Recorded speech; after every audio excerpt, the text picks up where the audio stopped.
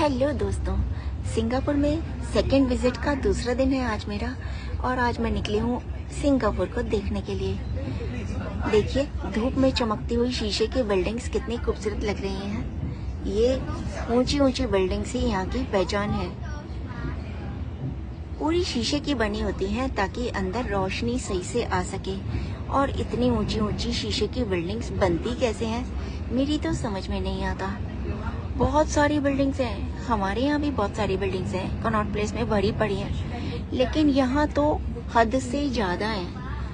और हर बिल्डिंग का अलग ही चार्म है। ये लुई वुइटन, चैनल, सारे बड़े बड़े ब्रांड यहाँ पर इसलिए हैं क्योंकि ये एरिया यहाँ का सबसे पॉश एरिया है।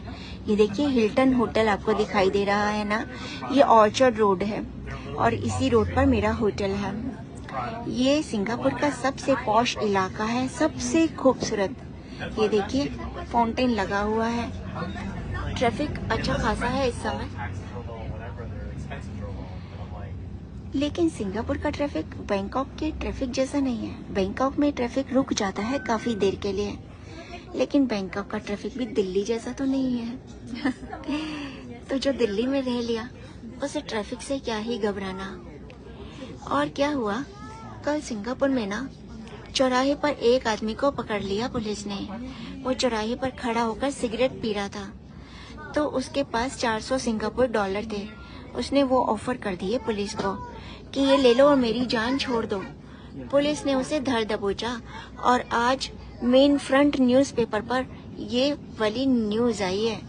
तो यहाँ पर आप पब्लिक प्लेसेस पर सिगरेट नहीं पी सकते, कुछ खा पी नहीं सकते, क्योंकि अगर आपके कुछ भी खाने के कुछ टुकड़े जमीन पर गिर गए और वहाँ पर पक्षी आ गए और पक्षियों ने खा लिया, तो आपको 25,000 डॉलर तक का जुर्माना लग सकता है। क्योंकि यहाँ पर पक्षियों की जो पोटी होती है ना, उसको यहाँ पर कहते हैं कि उससे बीमारियाँ हो जाती हैं, तो यहाँ पर पक्षियों को आने नहीं देते। उसके लिए स्पेशल एरिया होते हैं जहाँ पर ये पक्षियों को रखते हैं। सिटी में पक्षी नहीं आ सकते हैं क्योंकि वो पोटी करेंगे तो बीमारियां फैलाएंगे। कुत्ते बिल्ली तो दूर की बात है, हमारे यहाँ तो दिल्ली राजधानी में भी गाय का गोबर हर कदम पर पड़ा होता है, कुत्ते की पोटी जगह जगह। और कुत्ते इतना परेशान करते हैं और कोई भी एमसीडी, कुछ भी, कोई प्रशासन, कोई भी हमारी मदद नहीं करता, लोगों को काट भी लेते हैं। यहाँ पर अगर ऐसा हो जाए तो आपको जिंदगी भर के लिए जेल हो सकती है।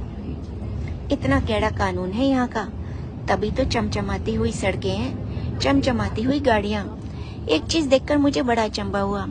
जब हम सुबह सोकर उठते हैं तो हमने होटल नहीं, रिजॉर्ट ले रखा है। बहुत ओपन एरिया है जहाँ पर जंगल जैसी फील आती है। लेकिन रात को चाहे कितनी बारिश हो जाए, चाहे कितनी आंधी चल जाए, लेकिन सुबह जरा सी भी कीचड़ नहीं होती, धूल नहीं होती, मिट्टी नहीं होती। हमारे यहाँ तो सोचो, अगर एक दिन काम वाली बाई नहीं आती तो सुबह झाड़ू और पोछा लेकर खड़ा हो जाना पड़ता है, क्योंकि सारा इलाका, सारा बेड़ा, घर, आंगन, कमरे, यहाँ तक कि टेबल, चेयर, रसोई का प्लेटफॉर्म तक एकदम मिट्टी से सन जाता है। अगर आप एक हफ्ते के लिए घर से बाहर चले जाएं तो मिट्टी इतनी हो जाती है कि आप चलेंगे तो आपके पैरों के निशान तक छप जाएंगे। यहाँ पर आप घर की खिड़कियां खुली छोड़ दीजिए और एक हफ्ते छोड़ पूरे साल के लिए आप यहाँ से चले जाइए, ना तो पीछे से घर में कोई क्राइम होगा, चोरी चकारी होगी, और ना ही धूल का एक कण आपको टेबल पर, फर्श पर, आंगन में कहीं पर भी नहीं मिलेगा। तो पॉल्यूशन यहाँ पर जीरो है। ऐसा कैसे है, मेरी समझ में नहीं आता। ये सिर्फ सिंगापुर में नहीं, मैंने लंदन, पेरिस, इटली, रोम, स्विट्जरलैंड, जर्मनी, सभी जगह देखा। सिर्फ एक हमारा दिल्ली में ही ये प्रॉब्लम है। हमारे इंडिया में बहुत सारी जगह ऐसी हैं, जैसे सिक्किम है, दार्जिलिंग है, मणिपाल है, जहाँ पर ये कीचड़ विचड़ की प्रॉब्लम इतनी ज़्यादा नहीं है। मतलब पैरों में, जूतों में तो कीचड़ लग जाती है, बाकी मिट्टी उड़कर नहीं आती है। लेकिन यहाँ पर तो पैरों में भी मिट्टी नहीं लगती, जूते एकदम नीट एंड क्लीन रहते हैं, चाहे कितनी बारिश हो जाए। तो ऐसा कैसे होता है, वो मेरी समझ में नहीं आता। ग्रीनरी देखो ना, कमाल की है। पूरा सिंगापुर एकदम हरा भरा है। आधे से ज्यादा जमीन पर पेड़ लगा रखे हैं, जबकि जमीन ही कितनी है इनके पास। बिल्कुल छोटा सा टापू है, पैदल पैदल भी घूमा जा सकता है। और इतने छोटे से टापू पे इन्होंने आधे से ज्यादा जगह पे इतनी ग्रीनरी लगा रखी है। डेंसली पॉपुलेटेड है, लेकिन फिर भी आपको रोड पर कोई नजर नहीं आ रहा होगा। सब बिजी रहते हैं, हार्ड वर्किंग लोग हैं, सुबह सुबह अपने ऑफिस, कॉलेज, स्कूल चले जाते हैं। ये गाड़ियां तो दिखाई दे रही हैं, लेकिन पैदल जाता हुआ कोई बंदा दिखाई नहीं दे रहा। सुनसान पड़ा रहता है बिल्कुल, ना तो आवाजें आती हैं, ट्रैफिक की आवाजें भी नहीं होती। हॉर्न तो बजा ही नहीं सकते हैं यहाँ पर, हॉर्न बजाओगे तो बहुत बड़ा जुर्माना है भाई। पता नहीं कैसे गाड़ी चला लेते हैं ये लोग बिना हॉर्न बजाए। हमारे को तो फील ही नहीं आती गाड़ी चलाने की जब तक हॉर्न ना बजाए। ये देखो कौन सी बिल्डिंग आ गई है, ये देखो तो चांद तारे बने हुए हैं इस बिल्डिंग पे। किसी कहीं की एम्बेसी होगी ये, या तो सिंगापुर का ही मेरे को फ्लैग लग रहा है। आसमान दिखाऊं कितना सुंदर है, नीला नीला, सफेद सफेद बादल। मतलब खूबसूरती तो बेमिसाल है यहाँ की। पेड़ पौधे एकदम हरे भरे, धूप में ऐसे चमकते हैं, ऐसे चमकते हैं जैसे कि शाइनिंग ग्लिटर डाल दिया। ये इनका वो है जो मेट्रो का स्टेशन होता है ना, हाँ MRT है, धोबी घाट है इसका नाम। इस MRT का नाम है धोबी घाट। देखो दिख रहा है धोबी घाट लिखा हुआ। तो पहली बार मैंने जब देखा तो मुझे बड़ा अजीब लगा, धोबी घाट तो इंडियन वर्ड है, लेकिन इन्होंने MRT स्टेशन का नाम धोबी घाट रख रखा है। और ये बहुत बड़ा MRT स्टेशन है, मतलब इंटरलिंक्ड है। यहाँ से बहुत सारी ट्रेन आपस में इंटरलिंक होती हैं। सुना है मैंने, कभी यहाँ की MRT में बैठी तो नहीं, कितने दिन रह ली मैं, 15 दिन पहले रह ली, और अभी भी मेरे को 2-3 दिन हो गए रहते हुए, और अभी भी रहूंगी। लेकिन अभी मैं MRT में नहीं बैठी, बस में तो बैठी थी एक बार, और अभी गाड़ियों में बैठी हूँ।